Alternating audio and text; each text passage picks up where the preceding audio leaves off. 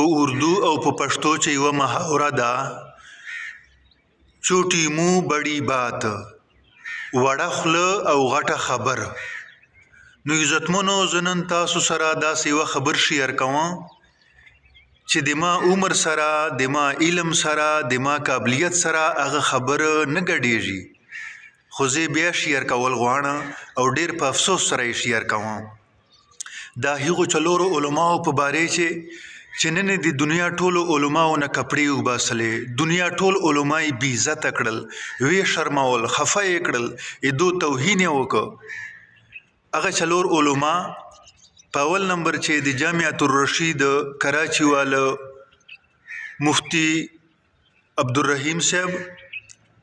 په دوم نمبر چې مولانا عبدالعزیز صاحب محتمم جامعه خفصه اولال مسجد اسلام آباد پینډۍ، په دریم نمبر چې مولانا منظور احمد مینگل د کراچۍ والا، په څلورم نمبر چې مفتی طارق مسعود چې جانتا نامی ګرامی خطیب وایي. عزتمنو ډیر په افسوس سره وایم چې نن دو د کومې خولې خلاصې کړي دي په میډیا باندې، دا ډیر د افسوس مقام ده، ډیر شرم مقام ده. مفتی عبدالرحیم صاحب یقینا چې ته قابل قدر سړی، درون سړی، محترم سړی، خو د کوم انداز چې ته په سوشل میډیا باندې استعمالوي دا تا شان سره نه ګډېږي. ټیک ته په حیثیت مفتی تا یو رایې ده، تا یو سوچ ده، ته دا وایې چې مولانا عبدالعزیز صاحب د داعش والا چې کوم امیر ده هغه یې رغوښتی و او په خپلې مکتبې چې په خپله باندې او چې کوم د جامعې والا زنکی دي او جنکی دي، طالبان او طالبات، له غنۍ په جهاد باندې بیعت واخسته. نو دا داعش وال چې کوم امیر دا لا داعش گروپ ته وای ما زین مطابق دا ځل خوارجو نه ډیره بده ګڼه. ټیک ته مفتی صاحب دا تارای دا لا صحیح ده لا غلطه ده، ته وایي چې ما حق جوړیږي چې زه په دې باندې عوام مسلمان خبر کړم. تا بالکل خبر کړل، په دغه حق تا ادا کړ. پاتسله مفتی صاحب دا خبره چې د جامعه خفصه 18 کاله ووتل چې اپریشن یې سلی ده،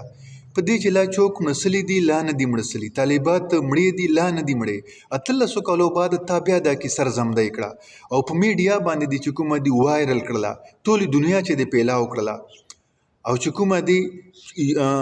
دا خبره چې یوه جنکۍ نه ده پچې مړسلې، نه څه ثبوت شته ده. نو مفتی صاحب تا ته د خبرې ضرورت کوم ده؟ کومه تا ته فایده ده چې لا مړسلې ده لا نه ده پچې مړسلې؟ ته له قبرونه مړي چیش پار ارباسې، تا ته کومه فایده ده په دغه شي چې کومه خبرې نه فتنه جوړېږي، کومې خبرې نه شر جوړېږي، هغه خبر ته میدان ته ارباسې چیشته. او بیا صد افسوس زه په مفتی طارق مسعود صاحب باندې کوم چې مفتی طارق مسعود صاحب افسوس دی په تا باندې، علما دې بې عزته کړل، ودې شرموله. ډالرو دپاره د خپل چینل ویورز سبسکرایبرز زیاتولو دپاره نور تاخیر ته څه مطلب ده؟ کروڑپتی سلې ګاډي دي تر سره چلور دې ښځې وکړلې، بار بار چې کومه دي موبایل باندې ښځې دي یا ښځې دي، بله کیسه دې نسته ده.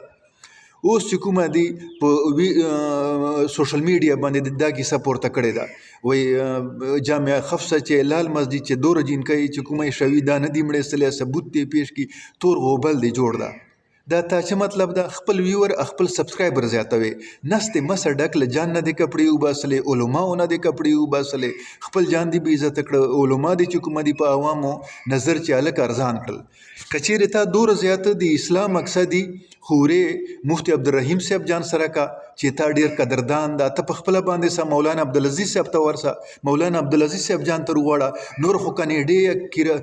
امریکې برطانیې چکرې والی سې او هلته چې کومه دي سیلفي جوړوې، دلته چې کومه دي ته مولانا عبدالعزیز صاحب ته نسې ورتلی، تا شان چې کمی راځي که اخر څه مطلب دی ده؟ ورسه په کیسې باندې ورسره چینه، ورسره پوه سه، مه چې کومه دي عوامو ته ډنډوره جوړوه.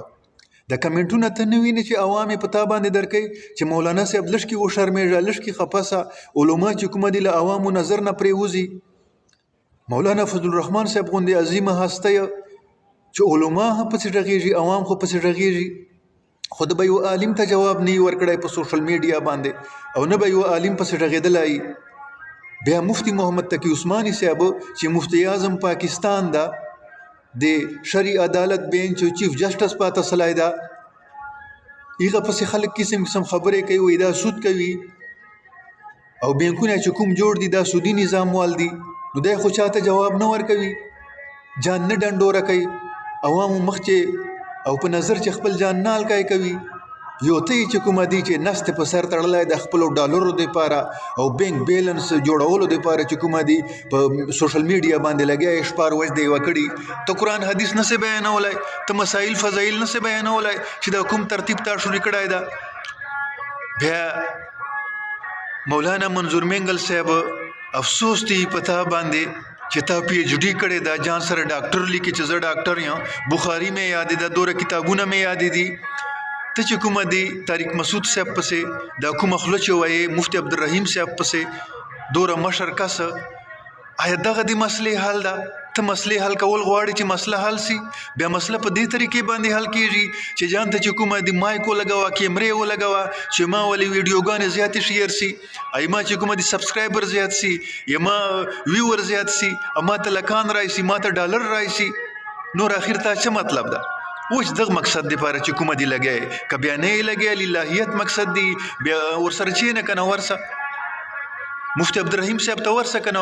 حقایق ورسره واضح کا طارق مسعود صاحب ته ورسه کنه لا دو تر غواړه په وی کې راشي چې د درې سره چې کومه خبري بیا په میډیا باندې وایرل بیا په میډیا باندې وایرل ټول علماء مو بي عزت کړل ټول علماء نو مو کپړي وباسلې خدای ته وګورو رسول ته وګورو شرم مو کو حیا کو با عزت یو محترم یو غټ غټ عالمان یو قابل عالمان یو دا تاسو شان سره نه غډي چې دا کومه حالت تاسو شروع کړای دا دغه سیمه کو عوام کمنټونه کوي چې موږ به کومه دی راهنما چوکي علماء مر راهنما غنو چې علماء دغه خپل منځ سره شني جګړه سره کوي بحث مباحثه سره کوي نو دوی به د موږ چرانمایي وکي عوام کمنټونه کوي چې کدوره خواهش موي د مسلې حل کولو خو به سره چینو کنه مسله حل کو سره په سوشل میډیا باندې دغه ضرورت کوم ده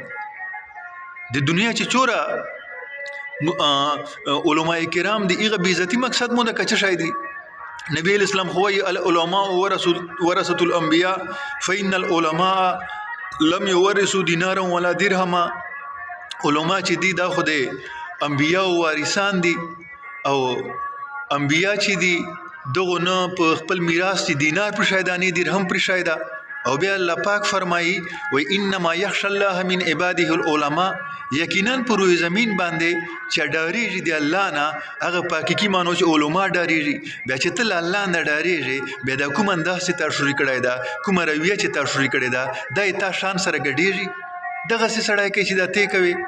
خدای ته وګوره رسول ته وګوره شرم وکړو کچ مسلې موي سره چینو حل کو امه چې کوم دی په سوشل میډیا باندې وایرل کو اما چې کوم دی جانونه کپڑے باسو مل نور علماونه باسو